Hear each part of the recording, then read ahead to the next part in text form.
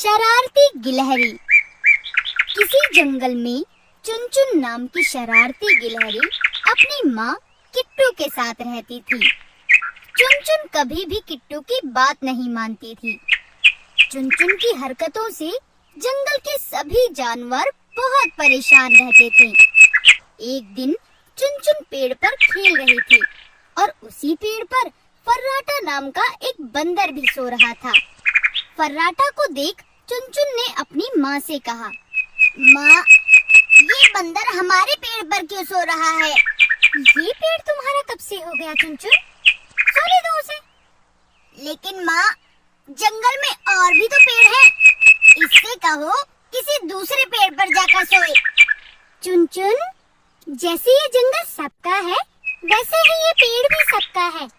इसीलिए तुम इस पेड़ से उसे नहीं हटा सकती। किट्टू ये बोलकर चली गई, लेकिन चुनचुन को एक शरारत सूझी। वो बंदर के पास पहुंची। उसने बंदर की पूंछ को पेड़ की टहनी से बांध दिया। उसके थोड़ी ही देर बाद जब फर्राटा बंदर सोकर उठा तो उसने दूसरी टहनी पर छलांग लगाने की कोशिश की, लेकिन उसकी पूंछ बंधी होने के कारण वो दूसरी टहनी तक नहीं पहुंच सका और वही पेड़ से उल्टा लटक कर चिल्लाने लगा, बचाओ, बचाओ, मैं यहाँ पेड़ पर उल्टा लटक गया हूँ, बचाओ। फर्राटा के चिल्लाने की आवाज सुनकर सभी जानवर वहाँ आ गए और तभी वहाँ मौजूद जंगल का राजा शेर सिंह बोला, अरे फर्राटा, तुम इतना चिल्ला क्यों रहे हो? किसी ने मेरी पूंछ टहनी से बांध दी है। लेकिन तुम्हारी पूंछ टहनी से कौन बांधेगा? किसी को क्या मिलेगा ऐसा करके? ये काम उस शरारती चुनचुन ने किया होगा। वो ही जंगल के सभी जानवरों को परेशान करती है। ये बातें किट्टू और चुनचुन पेड़ के ऊपर बैठकर सुन रही थी। इतने में चुनचुन बोली, हाँ, मैंने ही बंदर की पूंछ पेड़ से बांधी है। लेकिन तुमने ये सब क्यों किया? बंदर ने तुम्हारा क्या बिगाड़ा है? जंगल में इतने सारे पेड़ हैं, तो ये बंदर इस पेड़ पर क्यों सोया? ये हमारा पेड़ है। ये सुनकर सभी जानवर हैरान रह गए। तभी हिरन बोला, चुनचुन, एक बात कान खोलकर सुन लो। ये जंगल सबका है, इसलिए यहाँ के पेड़ों पर भी सबका अधिकार है। चुनचुन, अगर अब तुमने जंगल में किसी जानवर को तंग करने की कोशिश की तो मैं तुम्हें इस जंगल से निकाल दूंगा। ये सुनकर किट्टू जल्दी से बोल पड़ी, नहीं नहीं महाराज, चुनचुन अभी छोटी है, उसको माफ कर दीजिए। आज के बाद वो ऐसी शरारत कभी भी नहीं करेगी।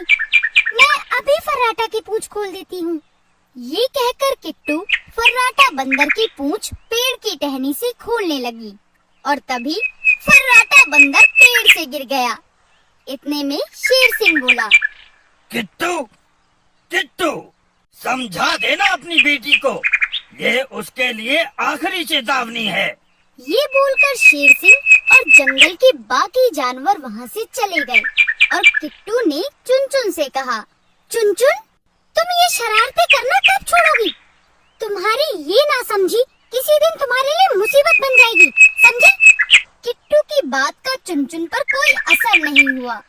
ऐसे ही कुछ दिन बीत गए कि तभी किट्टू को किसी काम से जंगल से बाहर जाना पड़ गया और उसने चुनचुन से कहा, चुनचुन, मैं एक जरूरी काम से जंगल के बाहर जा रही हूँ, लेकिन तुम यहाँ किसी को परेशान मत करना और जंगल से कहीं दूर मत जाना। ठीक है माँ, आप चिंता मत करो, मैं किसी को परेशान नहीं करूँगी। लेकिन चुनचुन की बात पर किट्टू को विश्वास नहीं था, इसीलिए उसने अपने पड़ोस में रहने वाले कालू कौवे से कहा, कालू भाई, मैं जंगल से बाहर जा रही हूँ, 1-2 दिन में वापस आ जाऊंगी, क्या तुम चुनचुन का ख्याल रखोगे? ठीक है किट्टू, लेकिन जल्दी आने की कोशिश करना। तुम्हारी बेटी को ज्यादा दिन तक संभालना मेरे बस की बात नहीं है। कालू भाई, चिंता मत करो, मैं जल्दी आने की कोशिश करूंगी। ये बोलकर किट्टू चली गई और चुनचुन वहीं जंगल में रहने लगी। एक दिन चुनचुन पेड़ पर अकेली बैठी सोच रही थी। माँ को गए हुए इतने दिन हो गए, क्यों ना मैं भी जंगल से बाहर जाकर माँ से मिलूं। माँ मुझे देखकर कितना खुश होंगी। ये सोचते हुए वो पेड़ से उतरने लगी ताकि वो जंगल से बाहर जा सके। लेकिन पेड़ से उतरते हुए उसे कालू ने देख लिया और वो बोला, चुनचुन, तुम कहाँ जा रही हो? पेड़ से नीचे क्यों उतर रही हो? कहीं नहीं कालू अंकल, मैं तो बस पानी पीने जा रही थी। पानी पीकर जल्दी आ जाऊंगी। ठीक है, जाओ, लेकिन जल्दी आ जाना, रात होने वाली है। कालू की बात सुनकर चुनचुन वहाँ से चली जाती है और वो जंगल से बाहर जाने की कोशिश में रास्ता भूल जाती है। अब उसे दूर दूर तक कोई नहीं दिखाई देता जिससे वो रास्ता पूछ सके। उधर किट्टू जब पेड़ पर वापस आई तो उसे चुनचुन कहीं नहीं दिखाई दी। उसने कालू से पूछा, कालू भाई, चुनचुन कहाँ है? उसने थोड़ी देर पहले मुझसे कहा था कि वो पानी पीने जा रही है। उसके बाद वो अभी तक नहीं लौटी। कहीं वो किसी मुसीबत में न फंस जाए। हमें जाकर उसकी मदद करनी चाहिए और रात भी होने वाली है।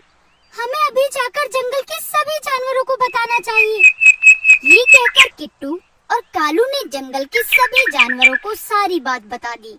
सभी चुनचुन को इधर उधर ढूंढने लगे, लेकिन वो कहीं नहीं मिली। तभी कालू को आसमान में एक बाज उड़ता हुआ दिखाई दिया। तभी कालू ने कहा, वो देखो, आसमान में बाज उड़ रहा है। इस समय ये बाज आसमान में क्या कर रहा है? लगता है वो अपना भोजन ढूंढ रहा है। हिरन की बात सुनकर किट्टू घबरा गई और बोली, कहीं ऐसा तो नहीं उस बाज की नजर मेरी किट्टू पर पड़ गई हो? तुम चिंता मत करो, मैं अभी अपने दोस्त मिट्टू तोते के साथ जाता हूँ और पता करता हूँ। ये कहकर कालू मिट्टू के साथ बाज का पीछा करने चला गया। उसने देखा कि बाज चुनचुन के ऊपर मंडरा रहा था। ये देखकर कालू समझ गया कि उस बाज का शिकार चुनचुन ही थी।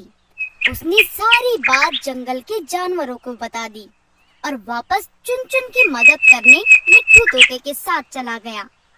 अब बाज ने मौका पाकर चुनचुन को अपने पंजों में दबा लिया।